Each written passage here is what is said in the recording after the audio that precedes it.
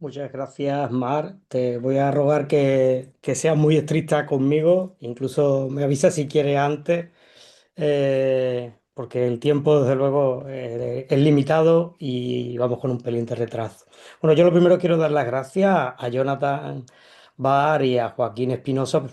haber permitido participar una vez más en estos encuentros que me parecen una convocatoria realmente interesante. Me lo pareció el año pasado y este año pues es espectacular. O sea, es el programa que tenemos, es la envidia de cualquier congreso en cualquier sitio. Así que enhorabuena por el trabajo. Y después agradecer la inteligencia que tienen los dos. Desde luego para mí son dos referencias no del futuro de nuestros estudios, sino de la realidad presente ya clara.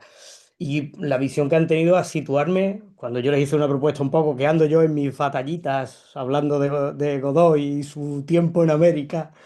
o sus políticas americanas, y me han colocado perfectamente ubicado dentro de un programa, que no suele ocurrir. En este caso, porque al tener la oportunidad de hablar detrás del profesor Farrugia, me va a evitar tener que hablar de muchas cuestiones. Y sobre todo el que después Francesco Biasi nos hable de un caso de un italiano ilustrado, como es el caso de Pignatelli, pues también me va a ahorrar hablar de cuál es el contexto en el que se forma Branciforte, que es un italiano al servicio de la corona española, como lo había sido toda su familia. Hemos podido remontarnos hasta el siglo XIV, en que los antepasados de la familia Branciforte, los Rúa y los Talamanca, habían estado al servicio de la corona tanto aragonesa inicialmente como después de la corona castellana y española. Por lo tanto, la presencia de Branciforte como virrey de Nueva España en 1794 no hubiera debido sorprender a nadie, si no fuera porque se ha dado la circunstancia histórica y personal de él, que se casó con la hermana del que fuera después, nada menos que secretario de Estado y hombre fuerte de la corona durante el reinado de Carlos IV. Esto ha hecho que la historiografía lo haya tratado de una manera bastante, podemos decir, bastante poco científica y bastante poco seria,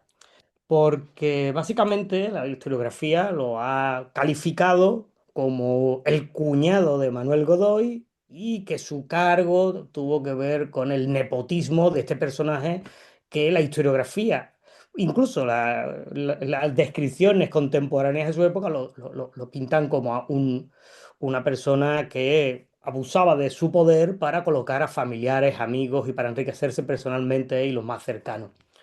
Bueno, en este momento no cabe, porque no hay tiempo, entrar en esa discusión y lo que sí entra es lo que viene, podemos decir, en sus índices, que ya adelanto, que evidentemente mi trabajo está aquí pues para tratar de aclarar algunas cuestiones que creo que son significativas. Como he señalado así de pasada, ando en un proyecto que ahora mismo es informal, en el que ando colaborando con varios investigadores. Algún compañero está aquí, por ejemplo, David Martínez, con el que vengo de Carmona, por preparar una mesa específicamente sobre Godoy América, que ha tenido yo creo que una acogida bastante interesante. Pues lo que vengo aquí a plantear es exactamente en qué contexto se fueron, podemos decir, desarrollando las políticas americanas de Godoy, y una de las cuestiones es tratar de ver cómo fueron los nombramientos de los cargos. En ese encuentro, el profesor Juan Bosco Amores está haciendo ahora también unos estudios al respecto de esto, también un poco porque yo ando pidiéndole al respecto de cómo habían sido todos los nombramientos de los principales cargos durante el gobierno de Manuel Godoy, desde el nivel de las capitanías generales, gobernaciones y virreinatos. Y hay un patrón común en todos ellos, y es que todos los nombramientos, absolutamente todos los nombramientos en tiempos de Manuel Godoy, respondían a la lógica que ya venía desarrollándose desde Felipe V. Es decir, esa idea de que el encargo de cuestiones referidas a América estuviera siempre en personas que tuvieran un suficiente recorrido político, militar y administrativo, es decir, que hicieran cursos honorum hasta llegar a los cargos de máxima responsabilidad. Lo que vemos es que con Godoy esto no se rompe, se mantiene en todos los casos, absolutamente en todos los casos, pero la duda quedaba en el caso de Branciforte. Claro, esa unión familiar marcaba claramente eso. Y esto además ha hecho que, como además se señaló en su momento cuando los doctores María del Pópulo, ay, se me hizo el nombre, perdón, bueno, sí, lo tengo por aquí, María del Pópulo, Antolín y Luis Navarro hicieron la biografía del virrey Branciforte allá por el año 1972, que no se ha hecho nada mejor desde entonces. Señalaban que esa figura había sido víctima de lo que ellos llamaban, citando la indolencia o la connivencia por parte del historiador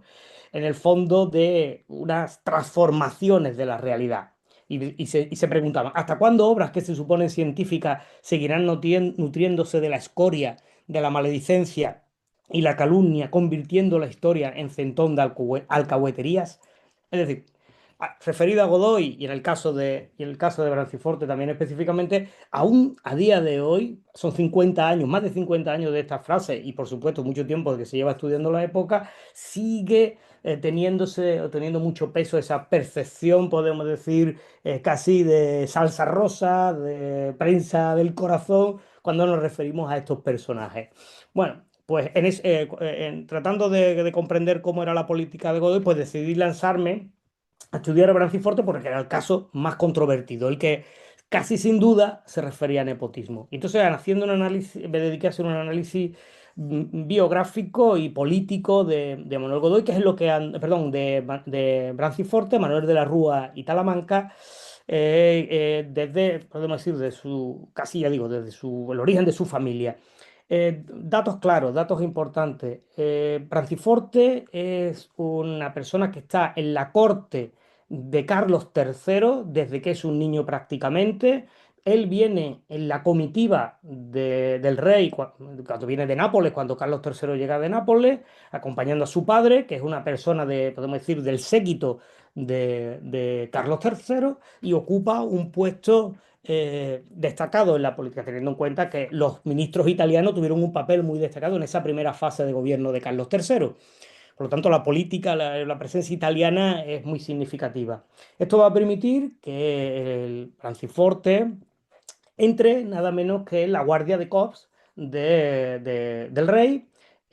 cuando cumpla la edad preceptiva, aunque una de las cosas que hemos comprobado es que entra antes de tiempo, lo que hace también ver que tenía algunos contactos significativos su familia con la corona, como ya digo, parece bastante claro, y va a entrar como guardia de corps. Este es un hecho muy significativo, muy importante. Porque tenemos que entender, sobre todo los que están aquí especializados en historia militar, no tienen duda de ello, y es que ser guardia de corps es mucho más que ser simplemente, podemos decir, que la defensa o lo podemos decir hoy día la escolta de los reyes. No, era un cargo con una, podemos decir, responsabilidad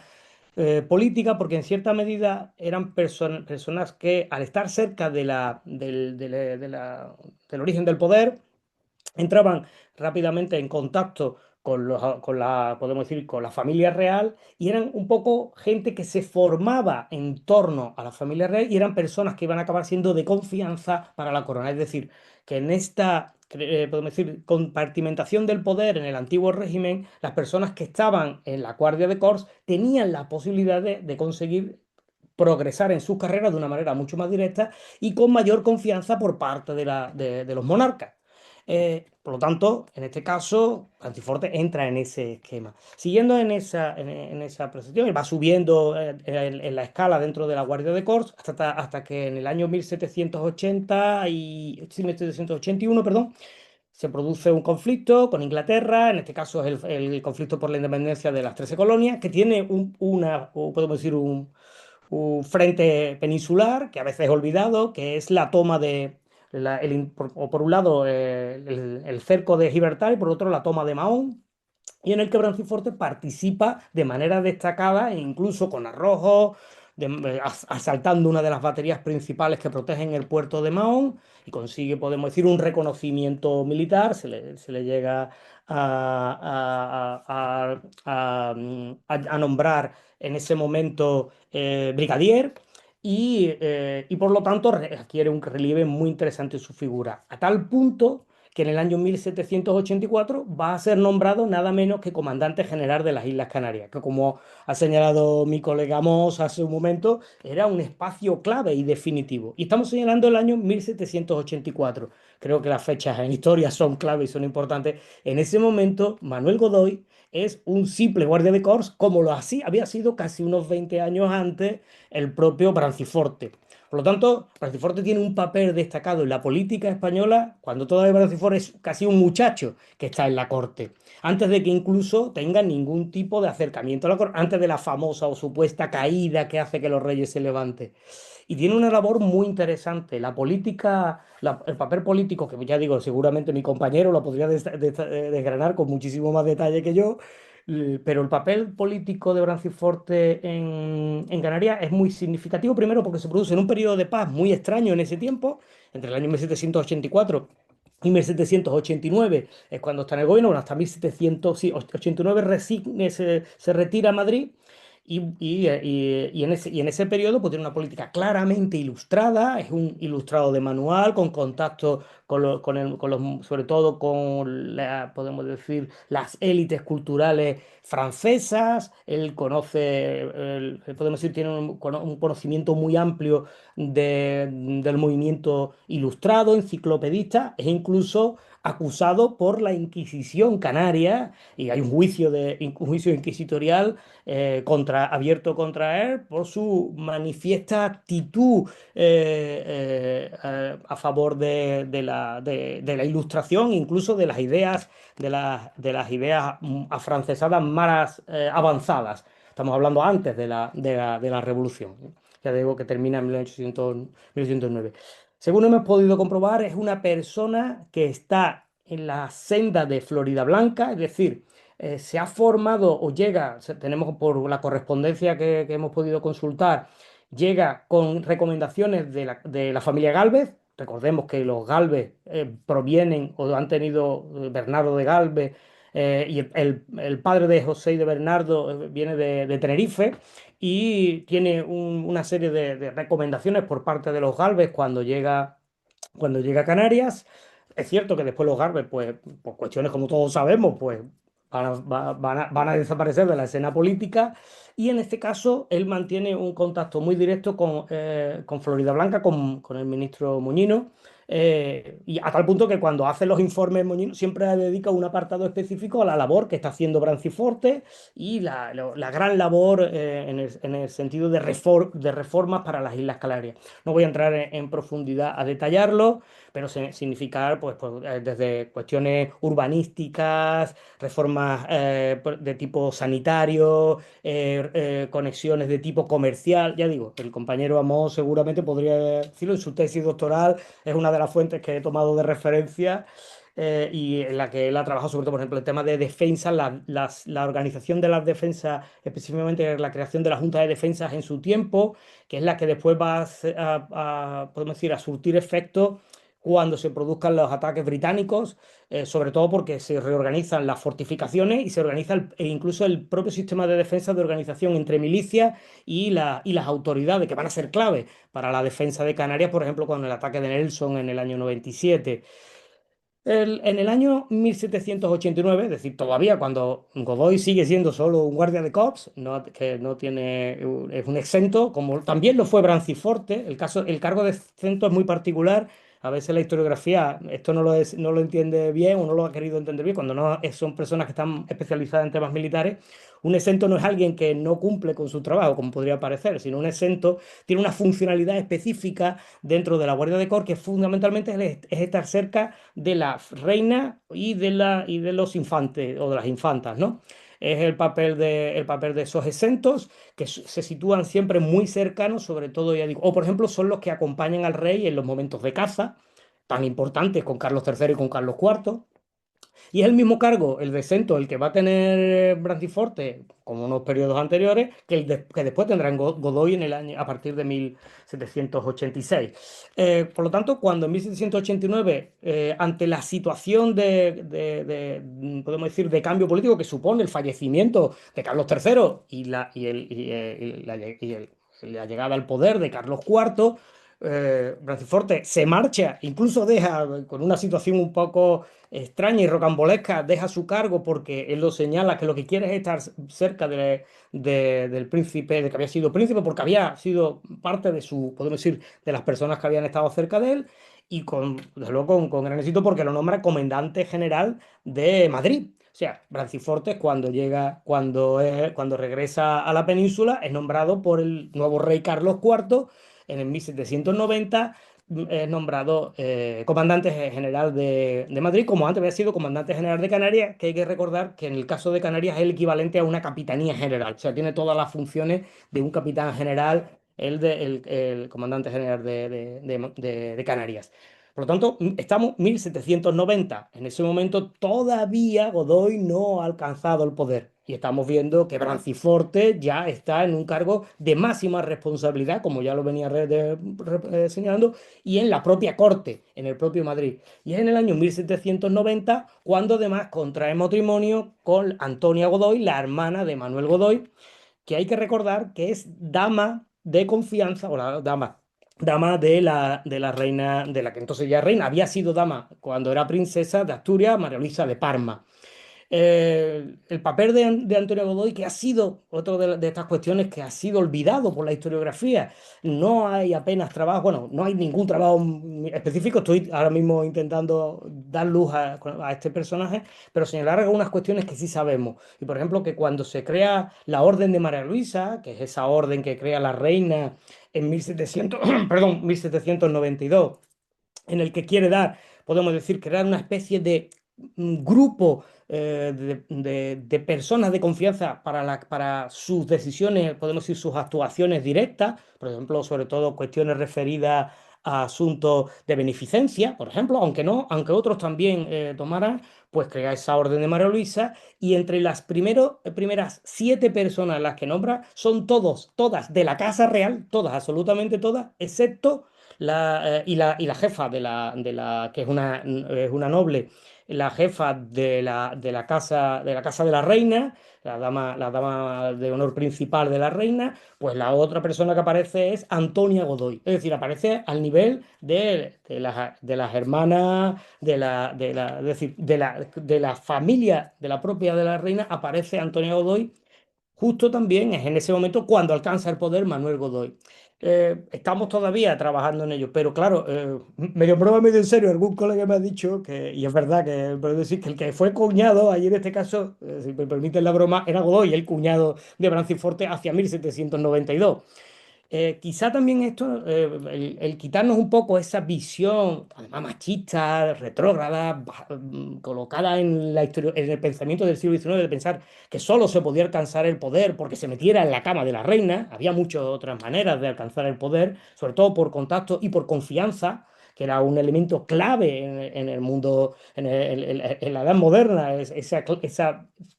elemento fundamental de la confianza. Pues tenemos que entender que Antonia Godoy era la persona de la máxima confianza de la reina María Luisa, que el matrimonio con Branciforte era un matrimonio muy favorable para ambos, en el sentido de que eran dos personas muy bien colocadas dentro de la corte, ambas, los dos, muy cercanos a los monarcas y a los que habían sido príncipes de Asturias durante un largo periodo, y que por lo tanto la llegada o la irrupción de Manuel Godoy quizá debiéramos relacionarla con podemos decir, este papel de la familia Godoy ya en el propio entorno de la corte, y que por lo tanto, si somos capaces de tener presente todas estas cuestiones, que Manuel Godoy, perdón, que Branciforte llegase a ser virrey de México en 1794, entraba dentro de la lógica propia del antiguo régimen, dentro de la lógica propia de los gobiernos de los diferentes Borbones, y dentro de una lógica, podemos decir, de confianza más con la propia, podemos decir, con los monarcas, que incluso con Manuel Godoy, que evidentemente a partir de entonces sí se convirtió en un personaje muy significativo y muy importante. Y bueno, por lo tanto, respondiendo a la pregunta de manera clara, pues creo que es un ejemplo, el nombramiento de Branciforte como Reino de España es un claro ejemplo de una formación burocrática tipo ilustrada, y no un ejemplo de nepotismo por parte de Manuel Godoy. Bueno, y eso quería traer y invitarle a participar en esta intención de estudiar Manuel Godoy y sus políticas americanas, posiblemente futuros eventos. El año que viene se cumplen 175 años de la muerte de Manuel Godoy y estamos ahí intentando organizar algo a ese respecto. Bueno, muchas gracias.